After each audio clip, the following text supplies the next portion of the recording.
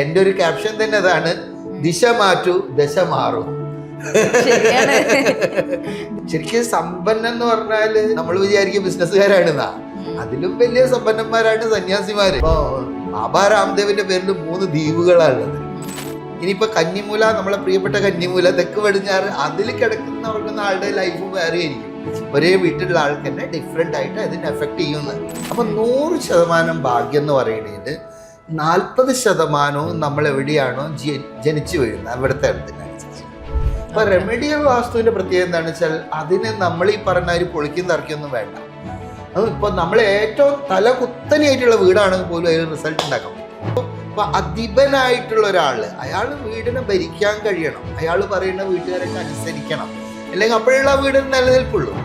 ഒരു വീട്ടില് ചിലവർക്ക് മാത്രം ഭാഗ്യം ഉയർച്ചയും, ചിലവർക്ക് സെയിം വീട്ടിലുള്ളവർക്ക് തന്നെ ചിലവർക്ക് കഷ്ടപ്പാടും ഭാഗ്യമില്ലാത്ത അവസ്ഥയൊക്കെ വന്ന് കണ്ടിട്ടുണ്ട്. അതെന്തുകൊണ്ടാണ് അങ്ങനെ? അവര് രണ്ടുപേരും ഒരു വീട്ടിൽ തന്നെയല്ലേ? ആണ് രണ്ടുപേരും. ഈ റോസ് എന്ന് പറഞ്ഞിട്ടുണ്ടല്ലോ, ഒരു ചെടിയാണ്, അതിൽ തന്നെയാണ് അതിന്റെ മുള്ളുള്ള മനോഹരമായ റോസാപ്പൂവുള്ളത് അല്ലേ? ഒരൊറ്റ വീട്ടിൽ തന്നെയല്ലേ? പക്ഷെ എന്നാൽ റോസുമാതിരി മനോഹരമുണ്ട്, അതുമാതിരി തന്നെ അതിൽ മുള്ളും ഉണ്ടാവും. ഇതിനെയാണ് നമ്മളെ ഭാഷയിൽ പറയുക കർമ്മം എന്ന് പറയുക. അതായത് ഓരോരുത്തർക്കും അനുഭവിക്കുന്നത്, ഞാനിത് മുന്നേ പറഞ്ഞിരുന്നു, എന്നാലും ഒരിക്കൽ കൂടി പറയുകയാണ്. അതായത് എന്ന് പറഞ്ഞാൽ വാസ്തു എന്ന് പറയുന്നത് ബാധിക്കുന്നത് പലവരും പല വിധത്തിലായിരിക്കും. അത് ഒരു ഇതിൽ പറയുകയാണെങ്കിൽ, ഒന്ന് നമുക്ക് ഭാഗ്യം വരിക എന്ന് പറയാം. അപ്പം 100% ഭാഗ്യം എന്ന് പറയുന്നത് 40% നമ്മൾ എവിടെയാണോ ജനിച്ചു വീഴുന്നത് അവിടുത്തെ അടുത്തിനനുസരിച്ച്. അതായത് ചില ആളുകൾ ഫുട്പാത്തിലായി പോകും, ചില ആളുകളോ അംബാനീൻ്റെ മോനായിട്ടായിരിക്കും. അപ്പൊ അതൊരു ആളെ സ്വാധീനിക്കുന്നുണ്ട് എവിടെയാണോ ജനിച്ചു വീഴുന്നത്. ഇനി ഇതേ വീട്ടിൽ ജനിച്ചു വീണ 2 ആൾക്ക് ഒരേ ഭാഗ്യമായിരിക്കില്ല. ഇതെന്തുകൊണ്ടാ? ഇത് രണ്ടാമത്തെ പറയുന്നത് 40 കഴിഞ്ഞ് കഴിഞ്ഞാൽ ബാക്കി എത്രയുണ്ട്? 60% ഉണ്ട് അല്ലേ? ഇതിലുള്ള 25% പറയുന്ന കർമ്മം എന്ന് പറയും. കർമ്മം എന്ന് പറഞ്ഞു കഴിഞ്ഞാല് സിമ്പിളായിട്ട് പറയുന്ന എത്രയേ ഉള്ളൂ, you can go for wine, you can go for divine, up to you. അതായത് നിങ്ങൾക്ക് വേണമെങ്കിൽ ഡിവൈനിന് വേണ്ടി പോകാം, നിങ്ങൾക്ക് വേണമെങ്കിൽ നല്ല അച്ചടക്കത്തോടുകൂടി ക്യൂ ഒക്കെ നിന്നിട്ട് വൈനിന് വേണ്ടി പോകാം. അപ്പൊ എവിടെയാണോ നമ്മൾ ഊർജ്ജം ഇടുന്നത് അതിനനുസരിച്ചിട്ടാണ്. ഇപ്പോൾ ഒരു അമ്മേൻ്റെ മക്കള് എല്ലാവരും ഒരുപോലെ ആയിക്കൊള്ളുന്നില്ലല്ലോ. ഇപ്പം 10ാം ക്ലാസ് പഠിച്ച എല്ലാവരും IAS ഓഫീസർ ആണെന്ന് പറഞ്ഞാൽ ശരിയാവുക? അതേപോലെ ഓരോരുത്തർക്കും ഓരോ കർമ്മം ഉണ്ട്. അങ്ങനെയാണ്, അതുകൊണ്ടാണ് അവർ ഭൂമിയിൽ വന്നത്. ഇപ്പം ഭൂമിയിൽ വന്നിട്ടുള്ള, അപ്പോൾ ചില ആളുകളുടെ ഊർജത്തിൽ അതന്നെ നേരത്തെ പറഞ്ഞ ഒരു റോസിന്റെ പറഞ്ഞ മാതിരി ആയിരിക്കും, ചില ആൾക്ക് ആ മുള്ളിന്റെ സ്വഭാവമായിരിക്കും. അതായത് അവരുടെ കർമ്മത്തിനനുസരിച്ചിട്ടാണ് അത് മാറുക.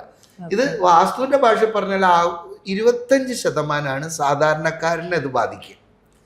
ഓക്കെ, ഇനി കുറച്ചുകൂടി സാധന ചെയ്യുക, മെഡിറ്റേറ്റ് ചെയ്യുക, പിന്നെന്താ പറയുക, ഓരോരോ പൂജകൾ ചെയ്യുക, പ്രാർത്ഥന നടത്തുക, അങ്ങനെയൊക്കെ ആകുമ്പോൾ ലൈഫ് അങ്ങനെ ആക്കി വരുമ്പോൾ എന്താണ് വെച്ചാൽ ഈ 25 എന്നുള്ള മാറി 100% വരെ തന്നെയാവും.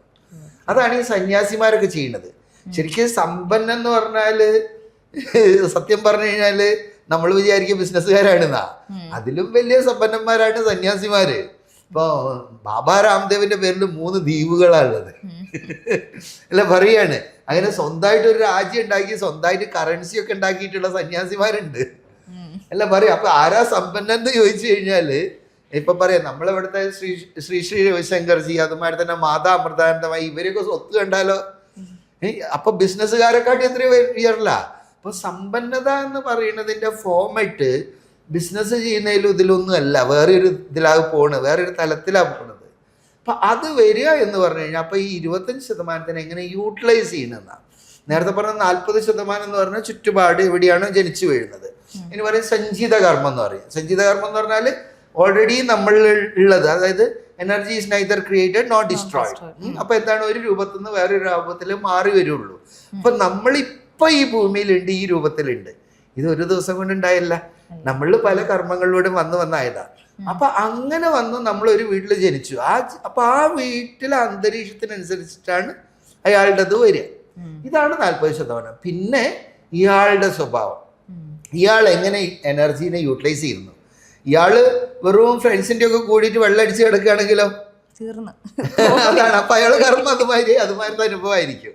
നേരെ മനസ്സിലായി അയാൾ രാവിലെ തന്നെ എഴുന്നേൽക്കുന്നു, കുളിച്ച് സുന്ദരക്കുട്ടപ്പനായി ഏതാണ് പ്രാർത്ഥിക്കുന്നു, അധ്വാനിക്കുന്നു, പൈസ ഉണ്ടാക്കുന്നു, ഇതൊക്കെ ഇരിക്കുകയാണെങ്കിലോ അതാണ് കർമ്മം എന്ന് പറയുന്നത്. കർമ്മം എന്ന് പറഞ്ഞാൽ every action there is a equal and opposite reaction. വൈനായാലും ഡിവൈൻ ആയാലും ഏതിലാണോ ആക്ഷൻ വരുന്നത് അതുമായിട്ട് ഒരു റിയാക്ഷൻ ഉണ്ടാവും. അതാണ്. ഒരു മിനിറ്റ് ഞാനിതൊന്ന് കംപ്ലീറ്റ് ചെയ്തു. അപ്പൊ ഈ 40, 25 എത്രയും 65. ബാക്കിയുള്ള 35% ശരിക്കും വാസ്തു എന്ന് പറയുന്നത്, ഭൂമി എന്നുള്ളത്. ഭൂമിയിലെ എനർജി എഫക്ട് ചെയ്യുന്നത് നമ്മളെ ചുറ്റുപാട്ടിലുള്ളത്. അപ്പം വാസ്തു മാത്രമാണോ എന്ന് പറഞ്ഞാൽ ഒരു ദശ ദിശ ദേവത. ദശ ദിശ ദേവത. ദശ എന്ന് പറഞ്ഞു കഴിഞ്ഞാല് നമ്മൾ ഓരോരോ ഇതിലും നമ്മൾ ജ്യോതിഷത്തിലൊക്കെ പറഞ്ഞു കേട്ടിട്ടുണ്ടാവും. ഇപ്പൊ ശനീന്റെ അപഹാരമുള്ള സമയം കേട്ടോ, കേട്ടിട്ടുണ്ടാവും അല്ലെ? ഒരു ദശ എന്ന് പറയുന്നത് നമ്മളെ ലൈഫ് ടൈമില് നമ്മൾ ജനിച്ചു കഴിഞ്ഞു കഴിഞ്ഞാൽ നമ്മളിൽ ഓരോരോ സമയങ്ങളെ നമ്മൾ സ്വാധീനിക്കും. അപ്പൊ അതില് നമ്മൾക്ക് ചിലതൊക്കെ തോന്നും, ചിലതൊക്കെ തോന്നില്ല. ഇനി ചിലത് തോന്നിയാലും അത് പൊട്ടത്തരായി പോകും, സമയം ശരിയല്ല എന്ന് പറയുന്നത്. അതാണ് ശരിക്കും അതിൻ്റെ എന്താണ് ദശ എന്ന് പറയുന്നത്. അത് ബാധിക്കും. പക്ഷെ പിന്നെ ദിശ എന്ന് പറയുന്നതാണ് നമ്മൾ വീട്, സ്ഥലം ഏത് ദിശയിലേക്കാണ്. എൻ്റെ ഒരു ക്യാപ്ഷൻ തന്നെ അതാണ്, ദിശ മാറ്റൂ ദശ മാറും. ദിശ മാറ്റി കഴിഞ്ഞാൽ തന്നെ ദശ മാറും. അതാണ് വാസ്തുവിൽ അതിന് പരിഹാരമാണ് അതിലുള്ളത്. അപ്പൊ ഇന്നതിലാണ് പോണത്, അപ്പൊ അതിനെ മാറ്റാൻ പറ്റും. അതെങ്ങനെയാ മാറ്റുക? അപ്പൊ അതിനെ യൂട്ടിലൈസ് ചെയ്യണതിന് മാറ്റിക്കഴിഞ്ഞാൽ അത് മാറും. പിന്നെ പറയുക ദേവത എന്ന് പറഞ്ഞാൽ ആരെങ്കിലും വന്ന് ഇങ്ങനെ ഇരിക്കുകയല്ല, പർട്ടിക്കുലർ ഊർജം. നേരത്തെ 45 എനർജി പോയിന്റ്സിനെ പറ്റി പറഞ്ഞില്ലേ, അതേപോലെ ഉള്ളതിനെയാണ് ദേവത. മീൻസ് ആ എനർജി പോയിന്റ്സ്. അപ്പൊ അതിനെ യൂട്ടിലൈസ് ചെയ്യുക. അപ്പൊ ദശ ദിശ ദേവത ഈ 3 എണ്ണത്തിനെയും വെച്ചിട്ട് നമ്മൾ കളിക്കണം. വാസ്തു എന്ന് പറഞ്ഞ ഒരൊറ്റ പോയിന്റ് അല്ല. വാസ്തു എന്ന് പറഞ്ഞ ഒരൊറ്റ പോയിന്റ് ആണെങ്കിൽ നേരത്തെ പറഞ്ഞ മാതിരി തന്നെ ഒരു വീട്ടിൽ താമസിക്കുന്ന എല്ലാവർക്കും ഒരേ സ്വഭാവവും ഒരേപോലെ ഒരേ ഇതാവില്ലേ. ഞാൻ ടി വി കാണുകയാണ്, ഞാനും ടി വി കാണുകയാണ്. ഞാൻ ചായ കുടിക്കുകയാണ്, ഞാനും ചായ കുടിക്കുകയാണ്. ലൈഫ് എന്ത് രസമാണ് ഉണ്ടാകുക അല്ലേ? ഒരു മോണോട്ടോണസ് ആയിട്ട് പോയില്ലേ? അപ്പൊ ഇത് പല ആളുകളും പല വ്യക്തിത്വവും. അങ്ങനെയാണ് യൂണിവേഴ്സ്. സ്പിരിറ്റ് ലൈക്ക് ഡൈവേഴ്സിറ്റി എന്നാ. ഈശ്വരന് ഇഷ്ടം വൈവിധ്യ.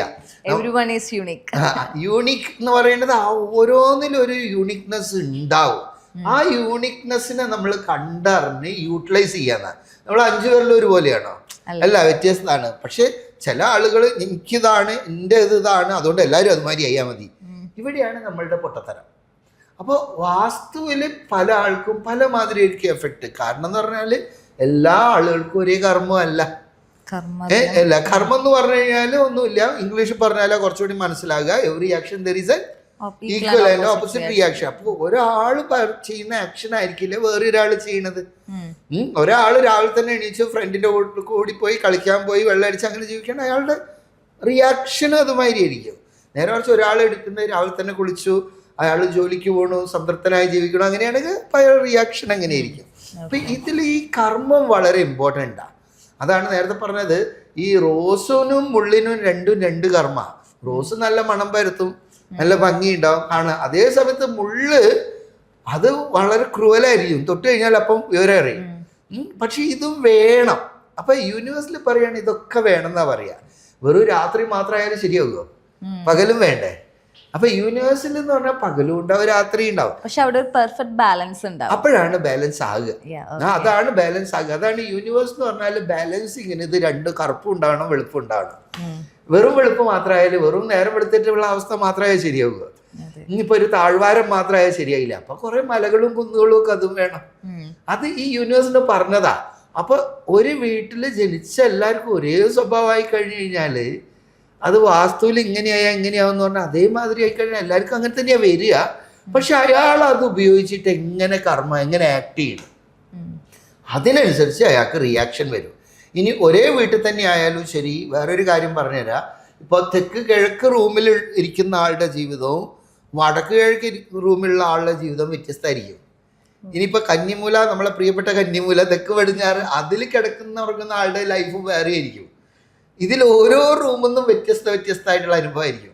ഒരേ വീട്ടിലുള്ള ആൾക്ക് തന്നെ ഡിഫറെൻ്റ് ആയിട്ട് അതിനെ എഫക്റ്റ് ചെയ്യുന്നത്. അപ്പോൾ അതാണ് വേണ്ടത്. ഇപ്പോൾ അപ്പൊ അധിപനായിട്ടുള്ള ഒരാള് അയാൾ വീടിനെ ഭരിക്കാൻ കഴിയണം, അയാൾ പറയുന്ന വീട്ടുകാരൊക്കെ അനുസരിക്കണം, അല്ലെങ്കിൽ അപ്പോഴുള്ള ആ വീടിന് നിലനിൽപ്പുള്ളൂ. യെസ്. അല്ലെങ്കിൽ എന്താണെന്ന് വെച്ചാൽ കണ്ടു കഴിഞ്ഞാൽ അച്ഛനും മോനാണ്, പക്ഷെ കണ്ടു കഴിഞ്ഞാൽ കീരിയും പാമ്പും മാതിരിയാണ് എന്ന് പറയും. അപ്പൊ അങ്ങനെയായാലും ആ ലൈഫ് ഒരു ബാലൻസിങ് ഇല്ലാണ്ട്